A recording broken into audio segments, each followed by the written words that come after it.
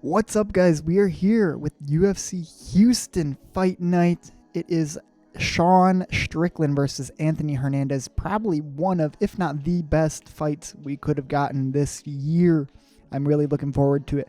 Let's just get right into it and break down this card. We're going to start with the main event. Sean Strickland versus Anthony Hernandez. Man, two really good fighters here. Sean Strickland is one of the most defensively sound fighters in the upper weight classes. And it shows. He is a former UFC champion, right? Defense wins championships. Wrong sport, but you know what I mean. He is a decision merchant, right? So like 50% of his wins come by decision. But he has a lot of experience, and that's what makes this fight very interesting. He has over 20 fights in the UFC. And although Anthony Hernandez has quite a bit of fights as well, he has never fought anyone the level of Sean Strickland or the level that Sean has fought himself. Let's break it down a little bit here. Sean, he's a pretty good fighter on the feet, and he keeps a lot of control within the cage, right? He's good with fighting with pressure, getting his opponent to back up, using his jabs, his teeps, staying at range, being very defensively sound. And really the only people that have been able to beat him in the striking are DDP and, of course, Alex Pereira.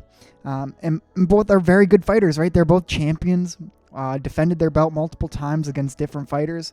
So nothing really to be sad about for Sean there, losing to those guys. And then grappling-wise, I know people like to say either Sean Strickland can't grapple at all because he's just a striker, or that he's lost to Usman way long ago, like 10 years ago or something crazy. But really, otherwise, he's beat pretty good grapplers, really hasn't fought that many grapplers either in the UFC, but specifically against Abu Smagomedov, we saw pretty decent grappling takedown defense. Even against DDP, he's able to get back up right away. It is very difficult to hold Sean Strickland down. He's good at getting back up to his feet, and that is something I think Anthony Hernandez is good at, but we'll see if he can do that to Sean Strickland. We also see people like Jack Hermanson, Brendan Allen, both grapplers too there. They couldn't beat Sean that way, so it is not an easy path to victory to win via the grappling against Sean Strickland. Really, Sean is good anywhere. He's good on the feet, and he's also good on the grappling side of things. You really have to be one of the best in both one or the other category in order to beat him, and that's what makes Anthony Hernandez special here. He's a bit unproven, but he has 8 straight victories in the UFC, and he's won 6 of them via a finish, and he is just so dominant with his grappling, at least against the opponents that we've seen, like Roman Dolidze, or even a Brendan Allen, which was a competitive fight. I think that people forget that, but he's able to impose his will in the grappling and win exchanges there. And that's what makes him really, really scary, right? We saw him against Michel Pereira, a guy who is super explosive, really good striker, pretty good grappling actually too when you think about it. And Hernandez was just able to drag him into the deep waters and drown him. Really, Michel Pereira hasn't been the same since that fight, right? But what it comes down to is Anthony Hernandez's grappling good enough to either 1, hold down Sean Strickland, or 2, continuously try to take him down over and over and over and just break Sean Strickland's rhythm. I think that not being tested by a grappler recently for Sean isn't a help. I know he spars a lot, and that's good for him, but it doesn't help that he hasn't fought a grappler in a while inside the UFC octagon. And my other thing is that he is a bit defensively sound, so he might be able to stuff some of these takedowns for Hernandez, and that's what makes this a close fight. I know the odds really suggest that this should be pretty easy for Hernandez, but any real UFC fan is a little worried about this either way they go on this one because of just how their careers have looked so far for both of these guys. And for a multitude of reasons, but mostly the fact that I think Hernandez's pace and pressure is just going to be too much for Sean Strickland, I am going to go with Anthony Hernandez here. Sean, as we said earlier, he's a bit of a decision merchant, and if that's the case, you have to win 3 rounds against Hernandez, and I don't know if he can sprawl and brawl his way to 3 rounds of victory there. I certainly don't think that Sean Strickland will be knocking out Hernandez. I know Hernandez is a bit chinny to the body. I think we saw, I believe it was Brendan Allen hit him with the good body kick. I can't remember. But I just think, you need somebody that's better in the grappling in order to beat Hernandez, and someone like Hamzat, of course, would do that, I think. But Sean, he's just not good enough there, and he wouldn't be able to win a decision, I don't think, against Hernandez with the pace and pressure that Hernandez has. So that's why I'm going to go with Anthony Hernandez in this fight. Let's move on to our second fight, our co-main event of the evening. You have Geoff Neal versus Uros Medic. Man, this is a weird fight for me because, you would think Uros Medic wouldn't be getting this shot. Somebody else would be getting a ranked opponent like Geoff Neal. But, Medic, not too bad of a fighter here. Geoff Neal, he has lost 3 of his last 4, and really the latest one against Carlos Prates at UFC 319 was just brutal, right? We're hoping that he can return to form here, but he has really fought any and everybody. He does not care, right? He fought Shavkat, Ian Gary, and Prates in his most 3 recent losses, so nothing to really be saddened about there for Geoff Neal. He's exciting, right? But in my opinion, Geoff Neal is just very overrated. I know he likes to stand and bang, and people think that's exciting, and I would agree with that generally. But Neal isn't really that good. He gets hit more often than he hits his opponents in fights, and unfortunately, if you're just a striker doing that, it is just not a great way to win fights in the UFC, especially when you're starting to look like you're on the decline here a little bit. And Medic, he's a little underrated on the other side of things, and he has a 100% finish rate in his victories and losses.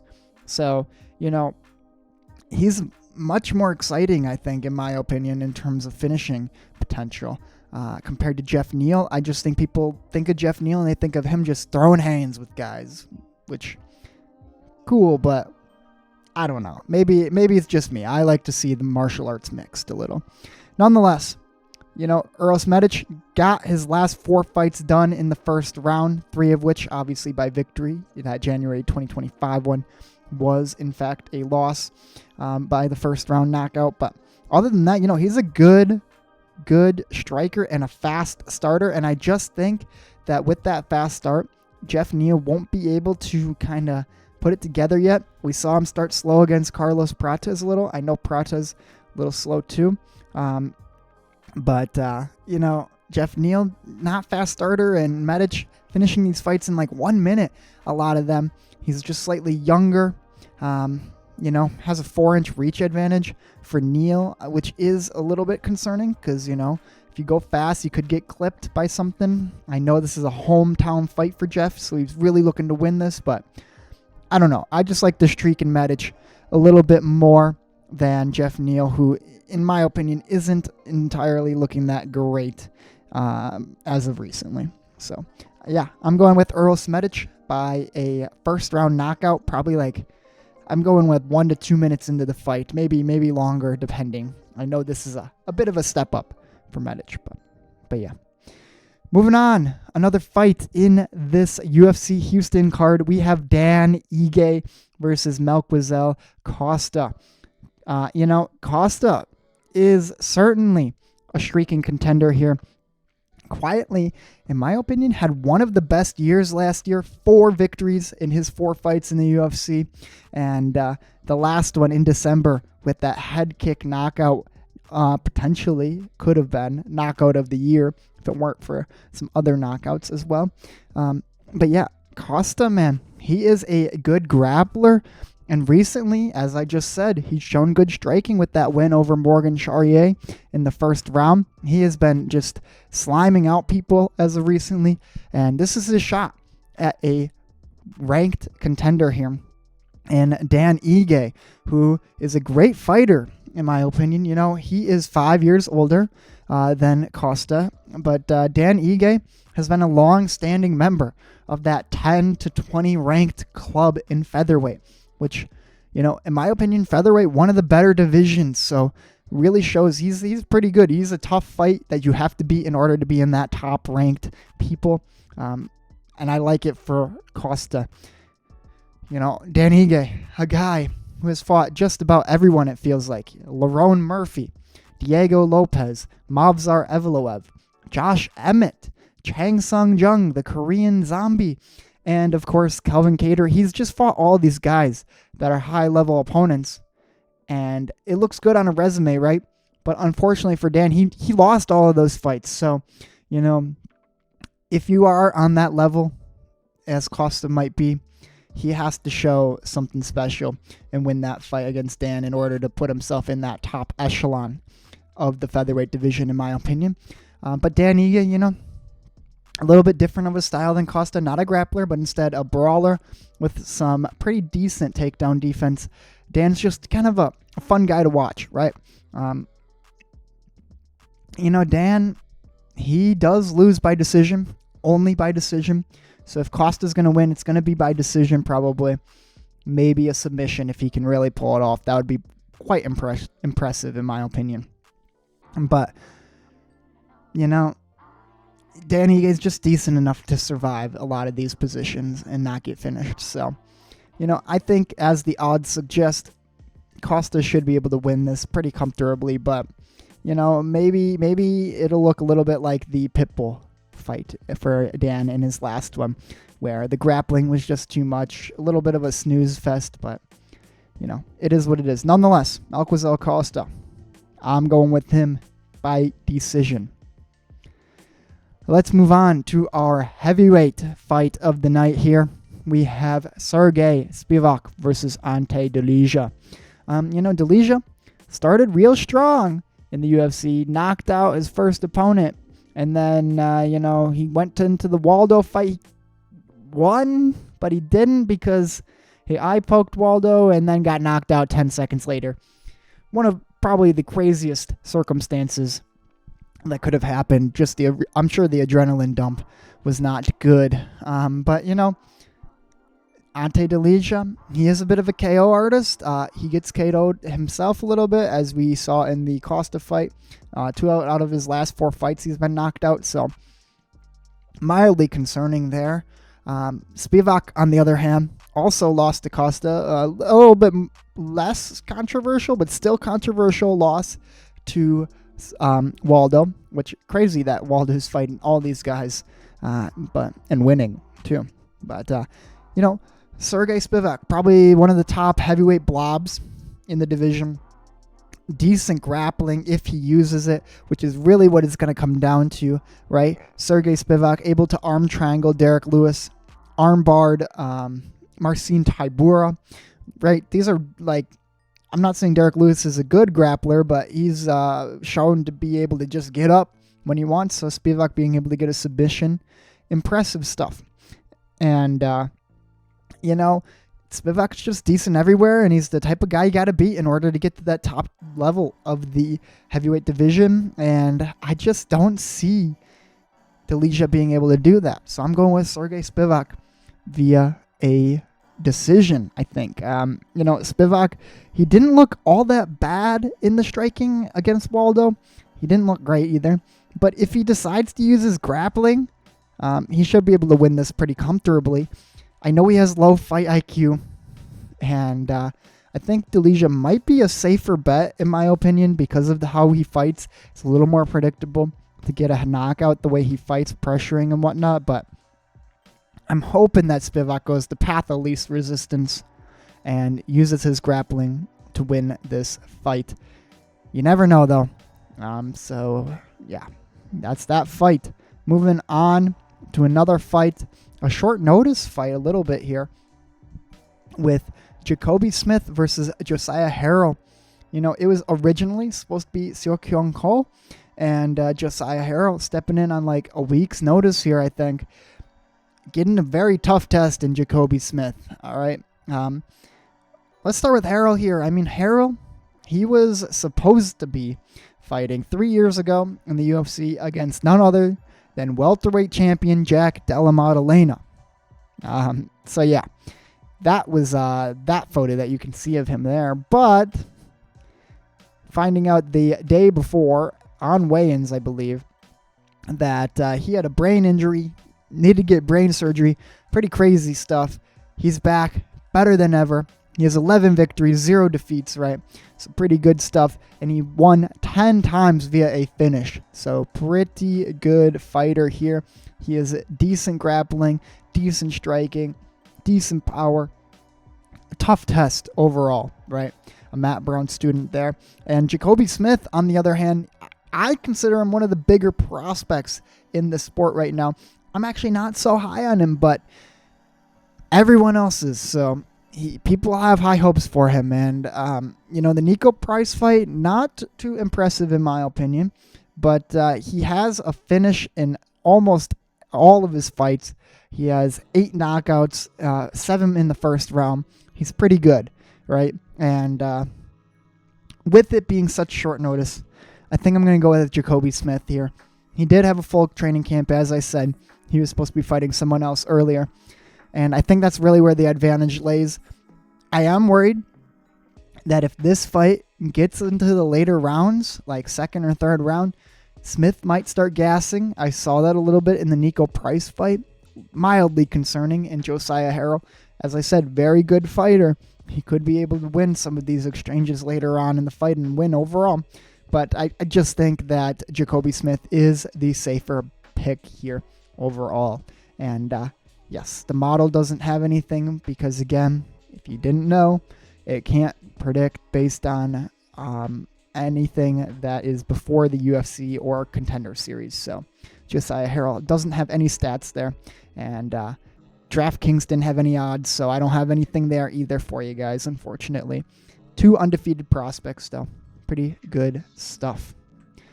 Moving on. I believe we're off the main card now. And we are having another good fight here. Zachary Reese versus Michel Pereira.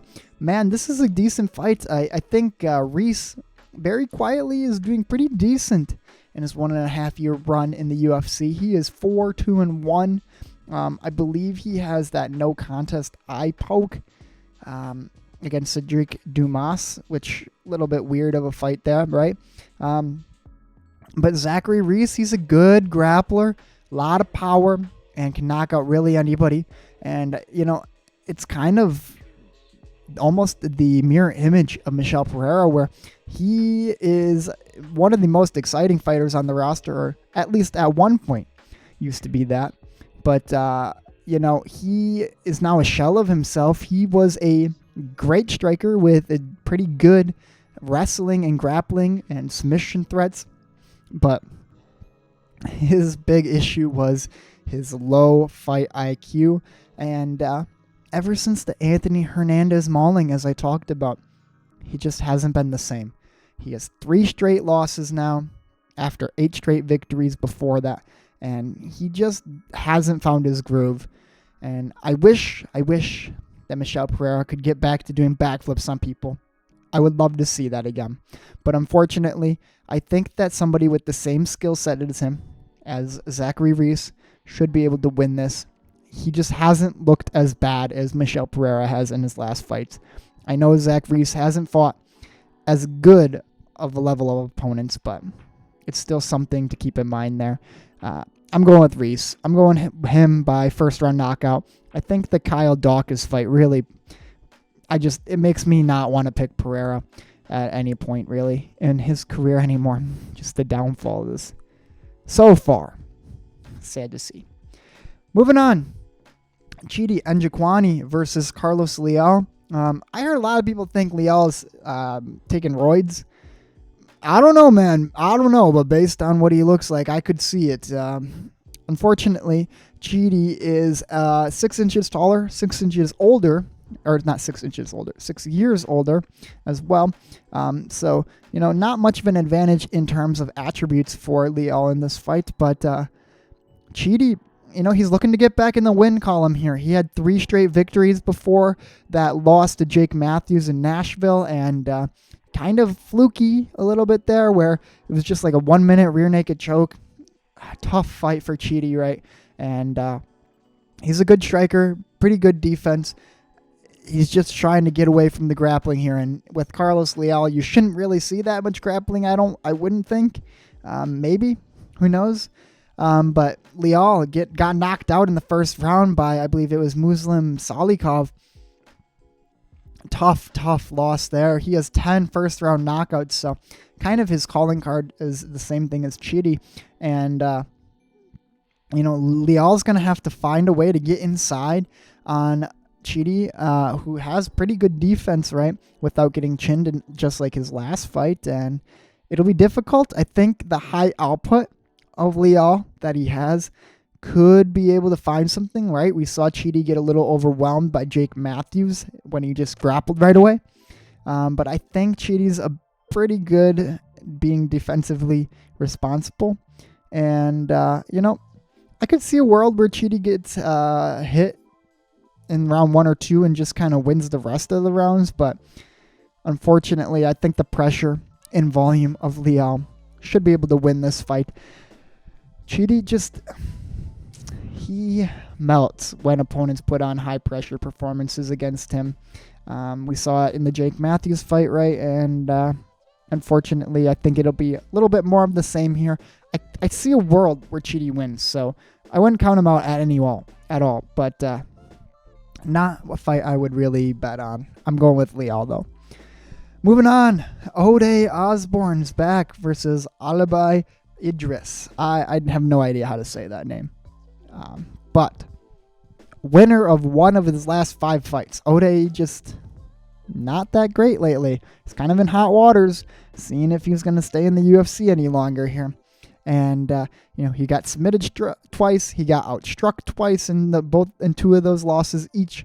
So he's got some gaps to fill in here, especially on the defensive end.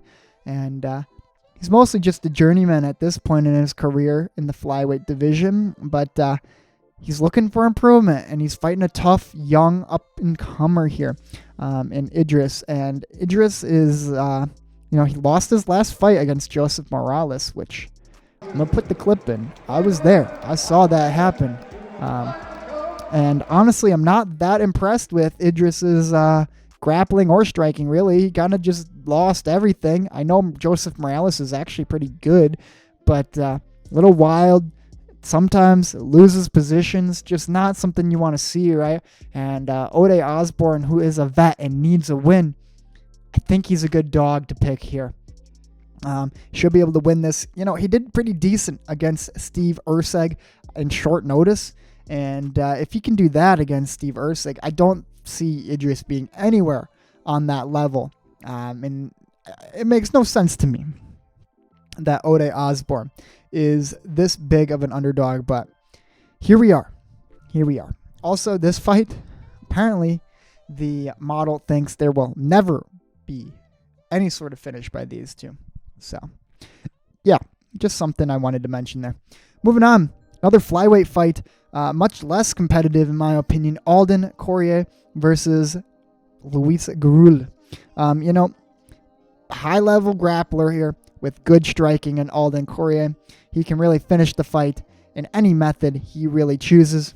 And Gurule, he lost to Jesus Aguilar by decision. And that's really all you need to know. I mean, these guys aren't very good here. He's a decent striker in the fighting, but nowhere near the level of Alden Coria. And Coria should be able to win this fight, really, however he wants. And he tends to have early sub finishes and later TKO finishes. So if you want to go by an early sub, that's the way to go. If you want to go by a late TKO, that's probably the way to go. Don't go with the early knockout. I wouldn't go with that, especially with flyweights. Never a great option there. Nonetheless, Alden Coria should win this really fairly easily. I'm going by first round sub. Moving on, women's fight. Nora Cornolle versus Joselyne Edwards. Nora has lost her last 2 fights, or at least last 2 out of 3 fights, I should say. And she missed weight, I believe, on one of those. She wasn't doing that great. She had a win over Joselyne Edwards before. And I think that's really the only reason Joselyne Edwards took this fight, is to get it back. Cornolle is a decent striker, but has okay takedown defense, so the grappling gets interesting if it goes there. She's really kind of just a tough test for women's bantamweight standards, okay? And Joselyne Edwards, she is on a 3-fight win streak here, and all are by finish. She is a good striker with power, and she can finish her fights, which is really all you need to know, because I think that, unlike the previous fight, Joselyne Edwards should be able to win this fairly easily. She looks renewed, recharged, and refocused, and that should be enough to get her a victory. I'm going by finish. I'm going by 3rd round knockout, but you never know with Nora Cornolle. Moving on to a probably underrated banger of the night. We got Ramiz Brahimaj versus Punahele Soriano. I hate the names. Tough stuff there. But seriously, these guys are actually kind of fun. Brahima, really fun in his last 3 fights. He's got finishes in all of them. He has a nasty guillotine, good striking to back it up a little bit, and he can kind of finish this fight in a lot of different fashions. And, I think his grappling is his calling card more than the striking. He's good, though. He's good in the striking. He has momentum, too. That's the other thing we got to keep in mind. And Soriano, kind of similar. Again, on a 3-fight win streak here, but he's a little bit more of a striker, and he can grapple fairly well if he needs to, but he also lost to a lot of good grapplers, and that's kind of what I think might happen here. The model likes Punahele by 1st round knockout. I don't know about that. I'm going with Ramiz, 2nd round sub. He's going to get that guillotine there. Ramiz tends to fight in a little bit of a brawl, so there's a chance he could get caught in the striking. But this is kind of a hometown fight for him, I believe. And with his decent enough striking, he should be able to survive that, get it into a grappling situation, and win via a 2nd round guillotine. That's what I'm going with. So, Ramiz Brahima. Moving on, another fight, nothing to go base off of, because Jean-Paul Lebosonsky. Actually, give me a second here. I believe that Jean-Paul actually might have some statistics to go on. We'll see. I'll come back to this at the end. But Phil Rowe, obviously veteran of the Octagon. He's faced 8 different fighters in there, and he loses to a lot of grapplers, has decent striking, good reach advantage here. He's made it close with just about everyone he's fought, win or lose. Jean-Paul, he's a good grappler, a lot of finishing potential, but his striking is what brought him here. 1st round knockout on the Contender Series, right? He's a fun fighter, a little bit defensively irresponsible in moments, but it hasn't really stopped him often, as you can see with the 9-2 record. And I expect very similar stuff here for Jean-Paul. He should be able to win this in a little bit of a wild exchange, but the reach might be a little bit of a issue for him here in this fight. I got to come back to it though, because I believe there should actually be statistics on this that the model could actually be updated for. Moving on, we got Yadier Deval versus Jordan Levitt. I think this is probably the most slept on fight of the card. Jordan Levitt moving down in weight. He's no slouch in the grappling. He has a 57% finish rate via submission, so very good there. Yadier Deval, he is an undefeated grappler, high pace and volume. I think his striking is better than his grappling, but I consider him a grappler because he actually grapples quite a bit, especially in his last fight, although, hard to really measure anything off that fight because of how the betting odds were for Isaac Dolgarian. nonetheless, Jordan Levitt, he's lost to good grapplers like Paddy Pimblett, Claudio Pellis, and Chase Hooper. And I think we're probably here for more of the same. Yadier Duvall should win this fight, probably by second round sub. But, it's a tougher fight for Yadier. And if it gets a little bit deeper waters here, I think Levitt could win. He did good in his last fight, good submission there. So you never know. You never know with this one, especially an undefeated prospect. You get tested a little. Could be interesting. Moving on to the first and only curtain jerker of the fight night. We have Carly Giudice versus Juliana Miller. Really, this is easy. Carly's a striker. She has all of her wins coming by a knockout or TKO. She's a high-volume fighter, pressures her opponent, and she's just good with her defense. She wilts people. Juliana Miller, she's lost half of her fights, right? It's 3 out of 7. She's a little bit more of a grappler, but Carly should be able to really outclass her here, win this fight. And, unless the grappling of Miller is truly too much for Giudice, which I don't see a world, neither does the betting odds or the model. But, it's just easier to think that Carly is good enough there. Moving on, we have our model visualizations here. We're going to start with the striking versus grappling. We can see a couple of things here. Number one, you can see that Jacobe Smith off the charts there with his grappling. Very good grappler. And Delija hasn't shot a takedown, so he has no grappling whatsoever on his grappling score. Everyone else, that I kind of said pretty good in the grappling. Yadier Duvall, Alden Coria, Anthony Hernandez, Zach Reese, Serghei Spivac, right? All of these guys, I'm like, dude, they're pretty good grapplers. If they go that route, they should win.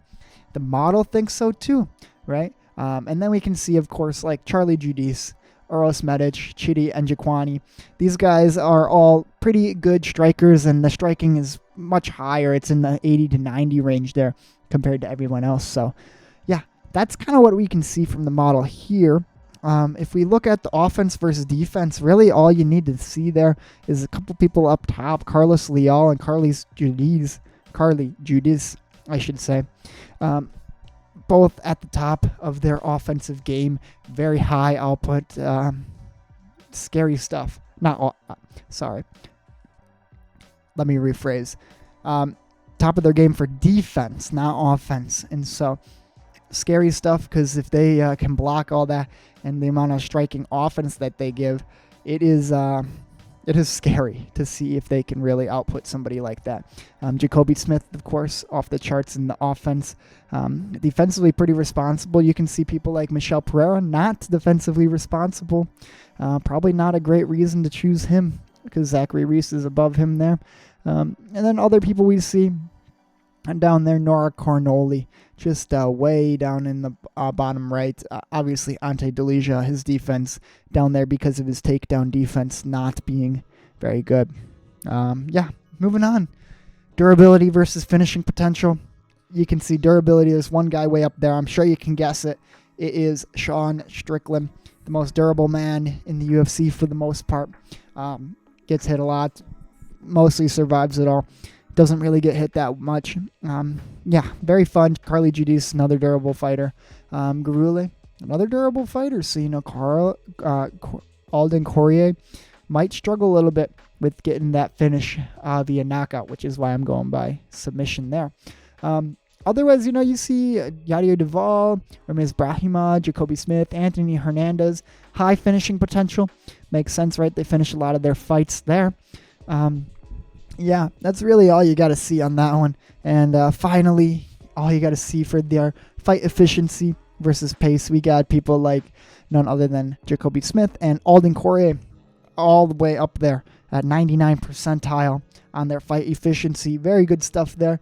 All the people you would kind of expect up in the top right, Hernandez, Duvall, Giudice, all doing good stuff. So, lot of good fighters, a lot of good stuff on these visualizations. Overall, I think the card itself, it's a 5 to 6 out of 7. Oh my God. Oh my gosh. Let's try this again. Overall, this card is a 5.75 out of 10. Pretty good stuff for a fight night. I'm always looking for more than a 50%er on a fight night. Obviously, not every fight here is something I want to see. Fights like the Cornolle versus Edwards fight, probably not something I would want to see that often. But yeah, the model, pretty decent prediction rate so far here this year. Yeah, those are my breakdowns. Hope you guys enjoyed. I'm going to maybe make a second part to this about that Jean-Paul model. Otherwise, peace out and see you guys later. All right, we are coming back to this one just a little bit here. And, we can see the model actually liked Jean-Paul by first round sub. So that's what we're going to go with. I liked it as well. I just wanted to make that updated there so everyone could see it.